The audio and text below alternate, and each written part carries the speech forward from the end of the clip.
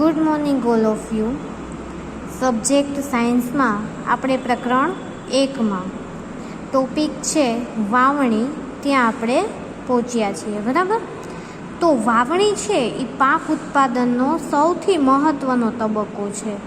તો વાવણી જ્યારે આપણે કરવી હોય ત્યારે આપણે સારી ગુણવત્તાવાળા બીજની પસંદગી કરવી પડે. બીજ છે એની ગુણવત્તા સારી હોવી જોઈએ. બીજ છે એ હંમેશા સ્વચ્છ અને તંદુરસ્ત હોવા જોઈએ. જો બીજ જ નબળા હોય તો જે કંઈ એમાં આપણે વાવીએ છીએ, બરાબર, તે સારી રીતે ઉગી શકતા નથી. તેથી ખેડૂત છે એ સારી ઉપજ મેળવવા માટે બીજને પ્રાથમિકતા આપે છે. એટલે બીજ હંમેશા કેવા હોવા જોઈએ? તો કે સારી ગુણવત્તાવાળા, સ્વચ્છ અને તંદુરસ્ત હોવા જોઈએ. તો એ છે ખાસ મહત્ત્વની બાબત છે. હવે બીજ જ્યારે સારી ગુણવત્તાવાળા છે કે નહીં એ કેમ આપણને ખબર પડે? સારા બીજ છે એને ક્ષતિગ્રસ્ત એટલે કે કોઈ પણ ખામીવાળા બીજ એ અલગ કરવાની એક રીત છે. કઈ રીત છે? તો ક્યારેક આપણે મમ્મીને જોઈએ છીએ કે જ્યારે આપણે કઠોળનું શાક કરવાનું હોય, બરાબર, તો કઠોળ છે એ મમ્મી આપણે પલાળતા હોય રાતે, બરાબર ને. તો રાતે ક્યારેક પલાળે તો અમુક બીજ છે એ તળિયે બેસી ગયા હોય અને અમુક બીજ છે એ ઉપર તરતા હોય. તો જે તળિયે બેસી ગયા છે તે બીજ સારા છે, સારી ગુણવત્તાવાળા, અને જે બીજ ક્ષતિગ્રસ્ત હશે એટલે કે પોલા હશે, હલકા હશે, એ બીજ ક્યાં તરતા હશે? તો કે પાણીની ઉપર તરતા હશે. તો આ એની એક રીત છે કે સારા બીજને ક્ષતિગ્રસ્ત બીજથી અલગ કરવાની એક રીત છે. હવે તમારે વાવણી કરવી છે તો વાવણી પહેલાં બીજ રોપવા માટેના સાધનો હોય છે, બરાબર. તો એ સાધનો વિશે આપણે જોઈએ તો પરંપરાગત બીજ છે એને આપણે વાવણી કરવી છે તો એના માટેનું ઓજાર છે એ ગળણી આકારનું હોય છે. ગળણીની અંદર એ બીજને નાખવાના હોય અને નીચે છેડે 2-3 પાઇપની અંદરથી એ પસાર થાય અને આ છેડાઓ માટીમાં ખૂંપી જાય અને ત્યાં બીજનું તે સ્થાપન કરે છે. તો એ પરંપરાગત સાધનો છે. અને આજના જમાનામાં, બરાબર, ડિજિટલ જમાનો છે, બરાબર ને. તો આજના જમાનામાં ટ્રેક્ટર દ્વારા સંચાલિત આ વાવણીઓ તમને જે ટેક્સ્ટબુકની અંદર દેખાય છે તેના દ્વારા વાવણી કરે છે, બરાબર ને. વાવણી અને ઇંગ્લિશમાં કહેવાય સીડ્રિંગ. તેના દ્વારા બીજમાં સમાન અંતર અને ઊંડાઈ છે એ બની રહે છે. તો અત્યારના જમાનાની અંદર વાવણી શેના દ્વારા કરે છે? તો કે વાવણિયા દ્વારા, બરાબર. આટલી વસ્તુ તમને સમજાઈ ગઈ કે વાવણી છે એ ખૂબ જ મહત્ત્વનો તબક્કો છે અને એમાં ખૂબ જ સારી ગુણવત્તાવાળા સ્વચ્છ બીજ હોવા જોઈએ. અને વાવણી કરવા માટેનું સાધન છે વાવણીઓ, બરાબર. પહેલાંના જમાનામાં શેનથી કરતા? તો કે ગળણી આકારના સાધનોથી. નેક્સ્ટ ટોપિક છે કુદરતી અને કૃત્રિમ ખાતર ઉમેરવું. હવે તમે બીજને વાવી દીધા છે તો બીજને વાવી દેવાથી કોઈ પણ બધાય સારું છે ઉપજ એ પ્રાપ્ત થઈ શકતી નથી. એનું ટાઈમે ધ્યાન રાખવું પડે છે, બરાબર. તો વનસ્પતિના તંદુરસ્ત વિકાસ માટે એનો વિકાસ કેવો હોય? તંદુરસ્ત. તો જે કાંઈ આપણે વાવેલું છે તેનું સામે આપણને એટલી ઉપજ મળે તો એનો તંદુરસ્ત વિકાસ થયો કહેવાય. તો આ તંદુરસ્ત વિકાસ માટે તમારે શું કરવું પડે? તો કે પોષક દ્રવ્ય સ્વરૂપે માટીમાં ઉમેરવામાં આવે તેને કૃત્રિમ ખાતર અને કુદરતી ખાતર કહે છે. ભૂમિ પાકને ખનિજ તત્વો પ્રદાન કરે છે. આપણી જે જમીન છે એ પાકને શું આપે છે? તો કે ખનિજ તત્વો, જે પાકની વૃદ્ધિ માટે આવશ્યક છે.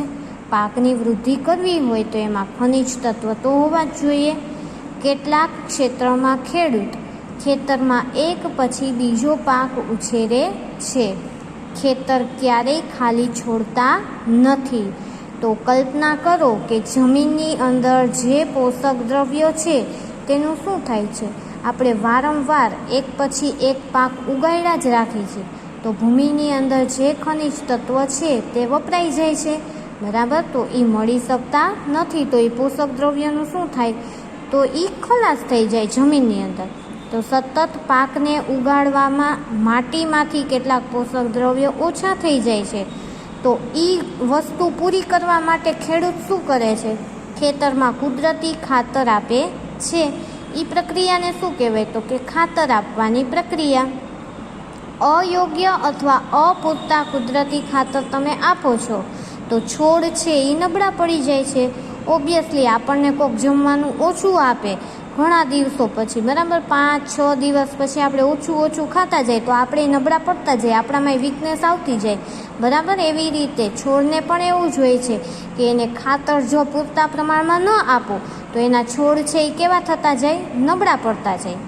કુદરતી ખાતર છે એ જૈવિક પદાર્થ છે, બરાબર. જૈવિક પદાર્થ કોને કહેવાય, તો કે વનસ્પતિ અને પ્રાણીઓ સડી જાય અને એનું વિઘટન એટલે સડી જવું, બરાબર, એકમાંથી બીજામાં રૂપાંતર થવું, એને વિઘટનની પ્રક્રિયા કહેવાય. એના વિઘટનથી જે પ્રાપ્ત થાય છે તેને શું કહેવાય છે, જૈવિક પદાર્થો. ખેડૂત છે એ વનસ્પતિ તેમજ પ્રાણીના નકામા દ્રવ્યને એક ખાડામાં એકઠા કરે છે. ખેડૂત છે એ શું કરે છે, તો કે વનસ્પતિનો કચરો હોય અને પ્રાણીનો કચરો હોય એ એક ખાડામાં એને એકઠો કરે છે અને એનું વિઘટન થવા માટે તેને ખુલ્લા છોડી દે છે. વિઘટન કેટલાક સૂક્ષ્મ જીવો દ્વારા થાય છે. કોઈ પણ વસ્તુ સડે એટલે એમાં બેક્ટેરિયા ઉત્પન્ન થાય અને બેક્ટેરિયા ઉત્પન્ન થાય એટલે બેક્ટેરિયાને ગુજરાતીમાં કહેવાય સૂક્ષ્મ જીવો, બરાબર. વિઘટિત પદાર્થને કુદરતી ખાતરના સ્વરૂપમાં ઉપયોગમાં લેવામાં આવે છે અને એ જે સડી જાય છે એ શું છે, કુદરતી ખાતર, બરાબર. તમે ધોરણ 7માની અંદર 6ઠાની અંદર ભણી જ ગયા છો. વર્મી કમ્પોસ્ટ ખાતર, અળસિયાનું ખાતર, આ બધા ખાતર વિશે તમે ભણી ગયા છો. હવે જે કોઈ વનસ્પતિ અને પ્રાણી સડી જાય છે અને એ જે ખાતર બને છે એ કુદરતી ખાતર છે. બીજું જે ખાતર છે એ કૃત્રિમ ખાતર. તો કૃત્રિમ ખાતર એવા રાસાયણિક પદાર્થ છે જે વિશેષ પોષક દ્રવ્યોથી સમૃદ્ધ હોય છે, બરાબર. કૃત્રિમ ખાતર છે એનું ઉત્પાદન કારખાનાની અંદર કરવામાં આવે છે. કૃત્રિમ ખાતર છે તેના ઉદાહરણ એટલે કે એના નામ તમને આપેલા છે: urea, ammonium sulphate, super phosphate, potash અને NPK એટલે કે નાઇટ્રોજન, ફોસ્ફરસ અને પોટેશિયમ. એની નીચે બધા અંડરલાઇન કરજો. એના નામ છે એ તમારે યાદ રાખવાના છે.